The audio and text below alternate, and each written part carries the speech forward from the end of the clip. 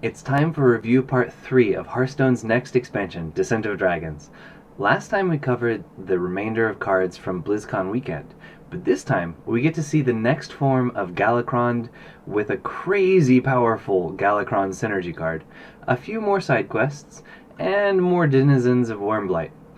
The reviews of 14 more Descent of Dragon cards are coming up. Who's up for an adventure? Before we get into the reviews, I'd like to introduce how we do card reviews on this channel. Rather than a 5-star rating for cards, we ask the 3 questions Hearthstone players really want to know about these cards. First, does the card fit into one of the current powerful decks, usually tier 1 through 3 per HS Replay's tier list, which we will call meta decks. So, is it meta now? Second, will the card fit into a meta deck once the set comes out? Meaning, even if it won't slot into a current deck, is it powerful enough to make a new deck archetype viable? At least taking into account what's been revealed thus far. So, is it meta later? And third, perhaps most importantly, is it a card that will inspire or enable crazy, experimental, or meme decks? So is it meme deck worthy? Each card will get a yes or no to these questions. For those of you without a lot of time, there's a time code in the description below to jump to for quick reviews. For everyone else, let's get into the detailed reviews. In the first review, link in the description, we saw 3 forms of Galakrond. Galakrond the Unspeakable for Priest, Galakrond the Wretched for Warlock, and Galakrond the Nightmare for Rogue. Now we get to see what the Warrior version is, Galakrond the Unbreakable. In this version, Galakrond is still a hero card that costs 7 mana and gives 5 armor, but his Battlecry draws a minion and gives it +4/+4. In his upgraded forms, he draws 2 minions or 4 minions, giving them this stat buff. And his ultimate form, Galakrond Azeroth's End, equips a 5/2 claw weapon. His hero power and invoke reward is to give your hero +3 attack this turn. Face Warrior is coming back.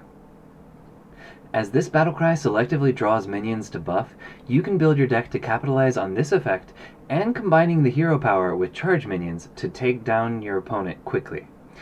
It'll feel bad if this is at the bottom of your deck, as this requires minions to still be in your deck to benefit from the Battlecry, but you probably mulligan for this card if you're playing it in an aggressive deck. Some of the invoke cards might eat the minion draw and buffs for this, but looking back at the invoke cards available to Warrior, we haven't seen many yet.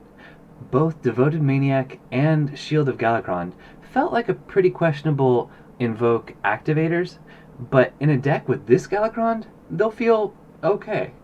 Before playing them, but pretty good as an extra hero power activator after playing them if they get the 4/4 buff. If the Warrior invoke cards are spells, those will probably be preferred as you can improve the chances of your buffs going on minions you want to receive the buff, but it won't feel terrible if the buffs go on non-charged minions either. So, is Galakrond the Unbreakable a meta now card? While it doesn't fit the game plan for Control, N'Zoth, or Bomb Warriors very well, +4/+4 to a minion, gaining 7 armor, and getting a hero power to do 3 damage per turn aren't terrible in these decks. But the deck that would probably find a slot for this, even though it would be the most expensive card in the deck, other than Grommash, is Aggro Warrior. The opportunity to get this buff on almost any of the minions in this deck and add 3 damage to their Arcanite Reaper makes this a stalwart inclusion. It is meta now.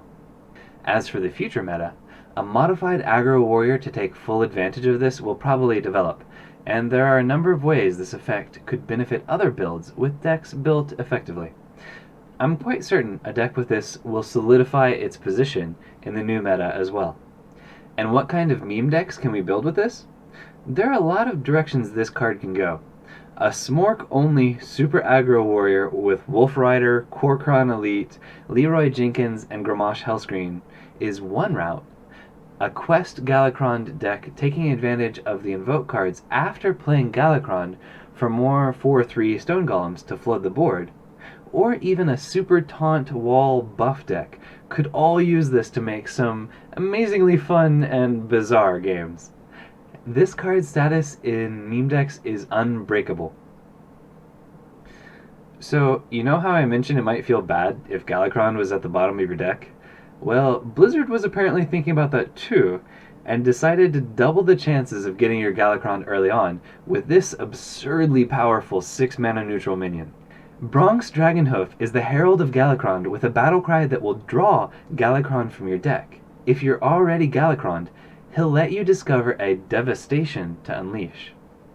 What are Devastations, you ask? These are. He can decimate the enemy hero with Holy Fire, essentially, doing 5 damage to them and healing you for 5 health. Or he can summon an Amara. An 8/8 dragon with taunt via reanimation. Or he can cast Every Fin is Awesome. Domination to give all your other minions +2/+2. Or lastly, Ysera Awakens, just on minions. You get the idea. Annihilation does 5 damage to all other minions.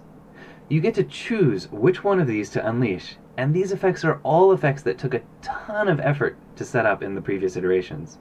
But this guy gets whichever one he wants, plus a 6/6 body if you've already played Galakrond. Last year, it seemed like Blizzard decided to drop the power level of cards in the game a bit, overall. This expansion alone turns the power level of the game up by a few decibels.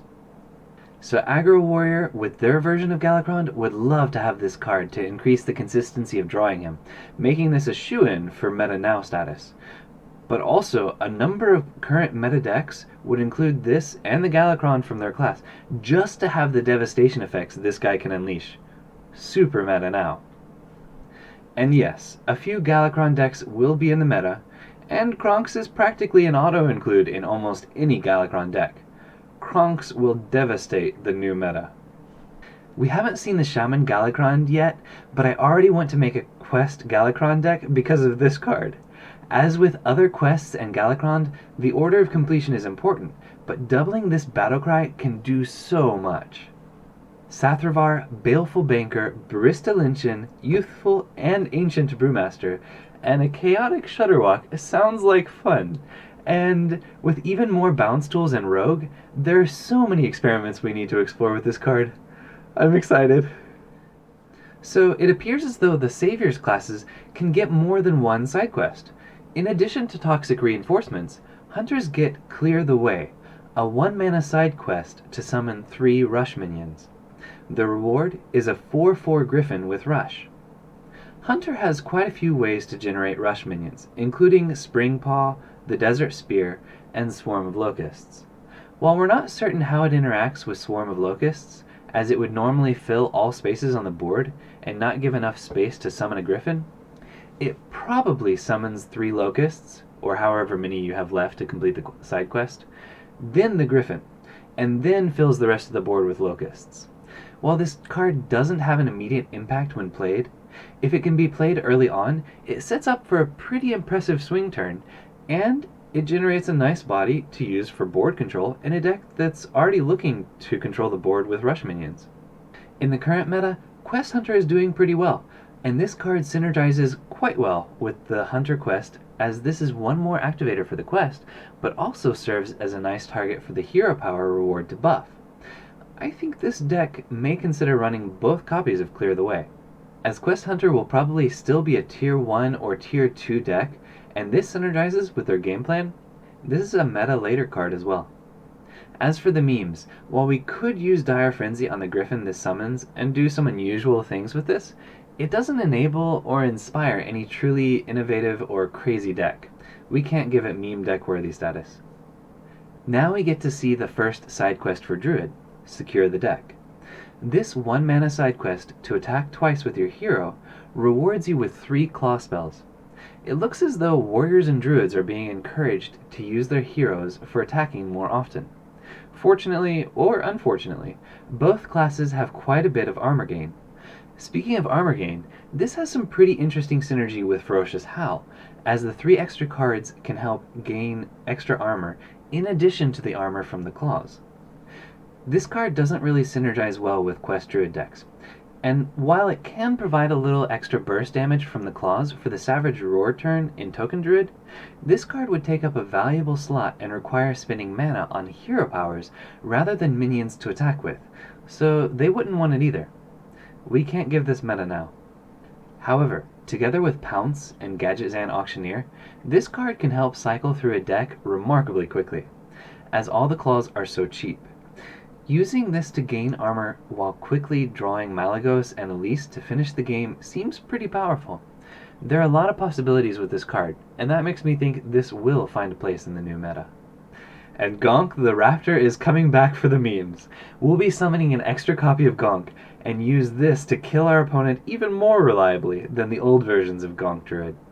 Is it good enough to be meta? Nowhere close. But it'll make for some fun games. Last time, we saw the legendary dragon for Paladin, Nozdormu the Timeless.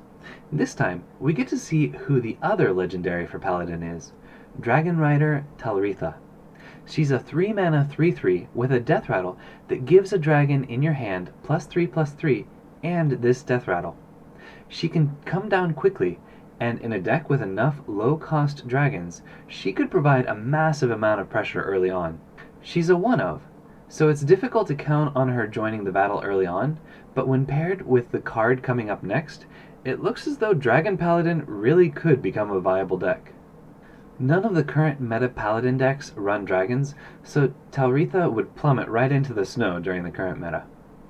However, an effect like this may be able to find a place in the new meta, especially with cards like Bronze Herald and the card we'll look at next. Dragon Paladin is shaping up, and Talritha will fit right in. Also, the Call to Adventure Nozdormu the Timeless deck we're building for the memes doesn't care if... Actually, no, it prefers this Deathrattle hits a huge dragon, so that the 10 mana used is even more overwhelming. Though in that deck, the only drawback is that Talritha ends up stealing the effect of the first Call to Adventure we wanted to use for Nozdormu if we haven't already drawn her. But meme decks are meant to have their challenges to work through. Oh yeah, and going a different direction, if we use a Faceless Manipulator on this, and or the Undertaker, together with Immortal Prelate, this would allow us to keep cycling the dragon buffs to absurd levels. Making massive dragons cycling into each other will be extremely fun. But could we make a 30/30 Deathwing to obliterate the board and smash our opponent? We'll certainly try. And what dragon almost locks in Dragon Paladin's viability and potentially bridges the gap to make Heal Paladin a possibility too? Amber Watcher, that's who. Amber Watcher is a 5-mana 4/6 with a Battlecry that restores 8 health. This is so much better than Antique Healbot, which was remarkably powerful in its day, because not only are the stats better, but you also have the ability to choose who to heal. In the current meta, Secret Highlander Paladin might consider running this as a flexible heal on a minion, or face with a decent body attached. While the effect and stats for the cost might merit inclusion in almost any deck, Amber Watcher doesn't really line up with the game plan of the other Paladin decks, but there's a good chance it would join Secret Highlander Paladin if we had access to it at the moment. As for the future meta, yes, a card with this effect will find a home. Even if it doesn't make Dragon Paladin a thing, and Heal Paladin remains a meme-only deck, it will still be included in a few meta decks just due to the flexible heal on a 4/6 for 5 mana. And the memes? Well, Heal Paladin may or may not still be a meme deck, but this will definitely go in that archetype. However, we may use this as a tool to help keep us alive and cycle buffs in our super huge Talritha Deathwing Dragon deck we'll be building as well. We'll probably need every advantage we can to stay alive to pull it off, and this will go a long way to that effect. Now we get to see one of the epic cards for Priest, the 2-mana 2/2 Envoy of Lazul. Its Battlecry lets you look at 3 cards, and if you guess which one is in your opponent's hand, you get a copy of it. Initially, this card looked a lot like Curious Glimmerroot from Journey to Ongoro, but after getting some clarification from a developer, at PuffinPlays on Twitter, it sounds as though this shows you 2 cards which started in your opponent's deck but aren't in their hand, as well as a card which is currently in their hand. If their hand is empty, it doesn't do anything. So this does give you more information about what your opponent is playing than Curious Glimmerroot did, but it's a lot more difficult to get the copy of a card from your opponent's hand, as all 3 cards are one that your opponent has possessed at one time or another. Unless all copies of the other cards have been played, it'll be a gamble. Though, with how diverse the meta has been lately, being able to determine what deck your opponent is playing on turn 2 could be quite advantageous. Also, playing Madame Lazul just before this will greatly improve your chances of guessing the right card. Combo and both forms of Resurrect Priest don't care about this card at all, so it would not fit in the current meta. As for the upcoming meta, while the information is nice, it is unlikely a meta deck runs this unless Thief Priest turns out to be a viable meta deck. However, with what information we have available at the moment, that seems unlikely. But Chameleos Thief Priest is definitely a meme deck that will welcome this, and with Fate Weaver, Madame Lazul, Sathravar, and the other thief tools Priest has, it may be possible to steal almost half your opponent's cards. Will it be possible to win such a game? With enough luck? Sure. We can meme with this deck on a day we're feeling particularly gluttonous for punishment. And if the artwork from the previous card didn't make you shiver, what about this neutral legendary? Shuma is a 7-mana 1/7 with an unusual end-of-turn effect. It fills your board with 1/1 tentacles. That's quite a few tokens. It gets more tokens than the Forest Aid, 1 turn earlier, but the Shuma board takes more effort to remove than a normal token board because you have to deal with a high health minion as well as all the small minions. Also, if they can't deal with Shuma itself, then the following turn presents the same threat as Shuma keeps flooding the board until it dies. While it generates a lot of summons on board which would help complete the quest, Quest Hunter probably would not want to use this card in their current builds, as a lot of their tools are centered around rush and board control. However, Token Druid might consider swapping out a copy of the Forest Aid to give them a board flood a turn earlier, and give an advantage against decks that would be able to deal with their wide board, but not a high health minion at the same time. For a different deck, while evolving a bunch of 1-mana minions is risky because the increased chances of Doomsayer, Evolved Shaman could potentially use this as a late game board refill to prepare for a Bloodlust finish. This gets a questionable meta now. A 7-mana 7/13 turn is not bad, especially since it does require multiple types of removal to deal with effectively.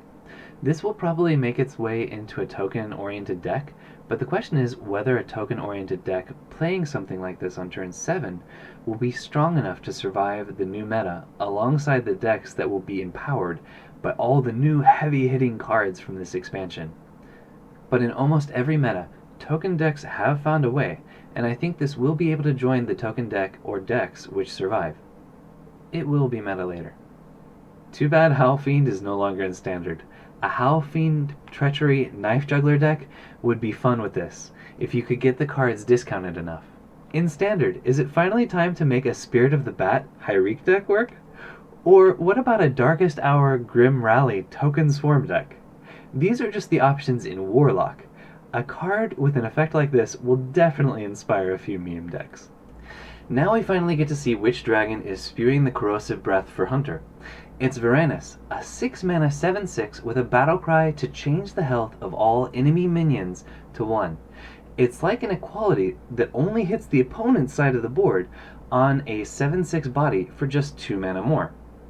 OP.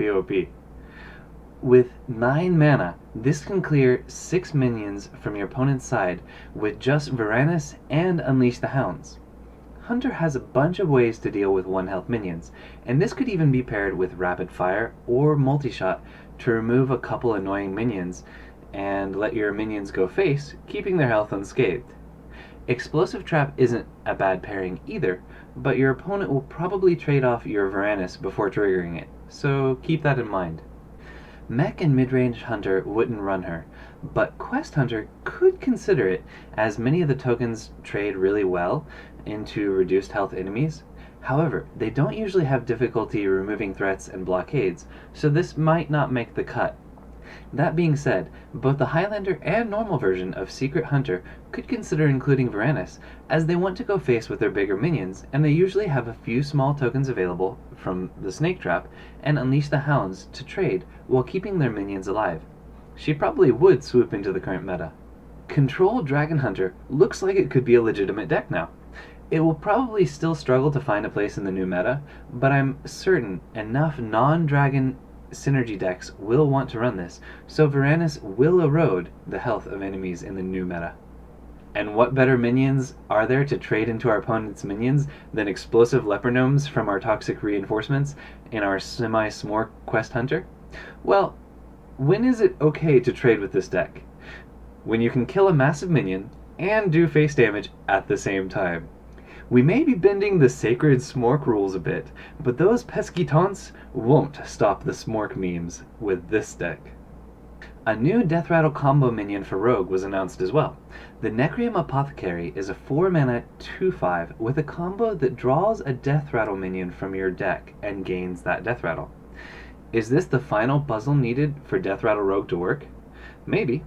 Perhaps the most exciting use for this is being able to quickly and consistently draw Waxadread from your deck, while gaining the Candle Shuffle effect so that more Waxadreads can return quickly. Playing this on turn 4 with a Backstab, and Waxadread on turn 5 feels really good. Sadly, with Tempo Rogue being the only meta Rogue deck at the moment, this would not be included. With the improved consistency of getting Waxadread, if both cards were put in, there's a chance this would see play, but it would be competing with Evil Miscreant for combo activators, and it would feel bad if you've already drawn Waxadread. This doesn't make the cut for current meta decks. However, there are a number of super powerful Death Rattles in addition to Waxadread that would feel great with this guy. Mechanical Whelp, Cairn Bloodhoof, Kartut Defender, Deranged Doctor, Anubisath Warbringer, and even Blight Nozzle Crawler. Just putting a couple of these in a deck with Necrium Blade or Necrium Vial could create loads of pressure that your opponent can't come back from. It might just be together with Waxadread, but I believe a deck using this will be able to mix its way into the new meta. And it looks like it's finally Anka the Buried's chance to shine. While still a meme deck, we're going to make a deck chock full of Death Rattles with Necrium Blade and Necrium Vial together with this card. Will it be good? Probably not. But man, will it be fun. While we don't know who the legendary dragon for Warlocks is, we do get to see one of the dragons for Warlocks. Crazed Netherwing. It's a 5-mana 5/5 with a Battlecry that if you're holding a dragon, it will deal 3 damage to all other characters. Initially, this reminded me of Duskbreaker, and I thought it was just a better statted minion, but as this hits all other characters, so including both heroes as well, it's closer to Abyssal Enforcer, but with dragon synergies. Can Dragon Warlock work? Well, it's certainly not a current meta deck, so this doesn't get meta now status. But what about moving forward? A lot of control warlocks have run Hellfire, which has the same effect when you have a dragon in hand, and this is just 1 mana more to get a 5/5. You'd want to run a fair number of dragons in your deck to get it to work, but together with the next card, there's a good reason to at least try it out. With the number of control tools Warlock has, a dragon control deck is feasible, but I fear it won't quite make it into the tiers of play to claim meta status. And since Dragon Control Warlock probably won't be a meta deck, but still fun to play, it will be a meme deck. Let's control the board early on with cards like this, and then start dropping massive dragons. Just as this Netherwing is swiping its enemies away, let's blow our opponent's mind with hefty dragons, moments before they emote, "Well played," and ruthlessly destroy our few remaining hit points. It'll be fun at least. And what card would be happy to be trapped in a deck with Crazed Netherwing? The Warlock Dragon Breath, Nether Breath, of course. It's a 2-mana spell that does 2 damage, but if you're holding a dragon, it does 4 damage with Lifesteal. 2 damage for 2 mana is a pretty weak card, but 4 damage and 4 health is great for 2 mana. Drain Life is essentially this card with the Lifesteal tag before the extra damage and heal, and it costs 1 more mana. To be good, this has to be used in a deck with dragons, which puts its viability in jeopardy, but if Dragon Warlock can work, this definitely looks appealing for that deck. So, current meta?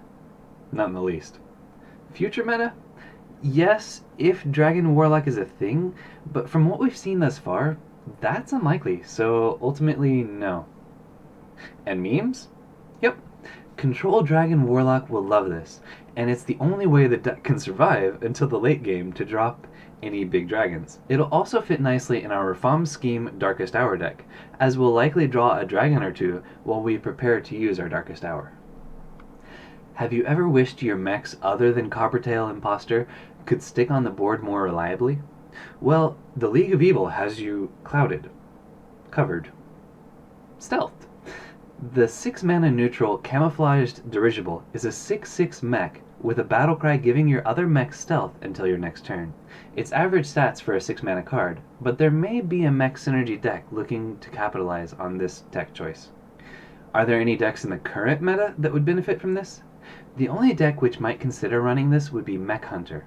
One of the challenges in Mech Hunter is keeping your minions around long enough to drop magnetic buffs on them, and this could help with that and provide a decent threat itself. It'd be interesting to try out, but as this is a slow card for a deck at 6 mana, and you'd have to have more than 6 mana to drop another mech and this at the same time to really benefit from the buff, it's unlikely that it could remain in the deck. It's not meta now. The only mech besides this and the next card we've seen for this expansion thus far is Dragonbane. It would be a nice target to give stealth, but I don't think that's enough to earn its spot in the upcoming meta. More mechs in this expansion could change my mind, but this is not meta now from what we've seen at the moment. Have you ever wanted to smack your opponent to death with multiple Mecha'thuns? Well then, let's put this and Geppetto Joybuzz in a priest deck with Silence, Power Word Replicate, Unsleeping Soul, and Vivid Nightmare for good measure. We'll have a few Mecha'thuns to take down our opponent in an unconventional way. There's also an interesting Goblin Bomb Shudderwalk magnetic deck we could make with this. This'll definitely hide some unusual decks. And today's last card is this goofy looking mech pretending to be a dragon, the Hot Air Balloon. As a 1 mana 1/2, it doesn't quite reach the premium 1-drop stats, but the effect to gain +1 health at the start of your turn means it could actually be better if it survives a few turns. It joins Mecharoo, Goblin Bomb, Glowtron, and Eternium Rover as a pretty good 1-drop mech, but the slow health gain as the only upside makes it feel comparatively weak. Just like the last mech, this mech doesn't make the cut for Mech Hunter. Considering the fact that Secret Highlander Paladin runs a number of 1-drops, includes a number of magnetic minions, and could make effective use of this, they may be willing to include this card. It's hard to say what it could replace, as all the other cards are higher value, but depending on the opponents they're facing, perhaps they would include a Hot Air Balloon over Mecharoo sometimes. While very situational, it could effectively fit into a meta deck, so this just barely floats into the meta now. However, Mysterious Challenger will be returning to Wild before this card comes into play, so while there will most likely still be a Highlander Paladin deck in the top tiers, the deck will be altered quite a bit. If the synergies in the deck are still mech-based, this may have a chance. This is closer to the edge of being viable in the new meta than the Camouflaged Dirigible, but without more support, this gets anchored down just below where it needs to be to join the new meta decks. Other than looking really goofy, this card doesn't inspire any unusual directions of thought. If there were a doubling start of your turn effect similar to Drakari Enchanter, there may be something we could do with this. It's also on the cusp of being something Priest could use in a Mech Priest as a base for buffs, but it doesn't quite make it there. The art screams memes, but the stats and effect don't, so this does not get meme deck worthy status. And that's all the cards we're covering this time. More cards which hadn't been looked at while writing the script for this have been revealed, so stay tuned for those, but for now, let's get into the quick reviews. Galakrond the Unbreakable breaks his way into the current and future meta, and smorks or quests his way into memes. The current and future meta will be devastated by Kronx Dragonhoof, and he is threatening to devastate the meme world as well. Clear the Way does make its way into the current and future meta, but does not clear the way for memes. Secure the Deck would not be able to secure a position in the current meta, but may be able to climb its way into the future meta, and gonks its way into a meme-worthy status. Dragon Rider Talritha wouldn't have anything to ride in the current meta, but Dragon Paladin appears to be rising up, and it seems she may answer the call to adventurous memes. The Amber Watcher sees ways to fit into the current and future meta, as well as meme decks. The Envoy of Lazul fails its mission in the current and future metas, but leads the way to torturous Thief Priest memes. Shuma, surprisingly, slithers its way into all three categories. Varanus melts her way into all three categories as well. Necrium Apothecary can't quite figure out the formula for the current meta, but will mix up the new meta and revive Anka the Buried for the memes. Crazed Netherwing wouldn't get to rampage through the current meta, doesn't quite make the cut for the future meta, but does get to thrash around with some memes. And Nether Breath suffocates in the current and new metas, but should have some breathing room in meme decks. Camouflage Dirigible is hidden too well to see play in the current or future meta, but will definitely make an appearance in meme decks. Hot Air Balloon lazily drifts into the current meta, but sinks out of the future meta and can't generate enough heat for meme decks. And that's a wrap. Of course, this is a subjective review, but I'm making some pretty direct predictions. Let me know in the comments below what you think, what you're looking forward to, and if you have any crazy meme deck ideas you'd like to see. Subscribe or check back for future reviews coming soon. Thank you for watching, and until next time, keep exploring. Bye!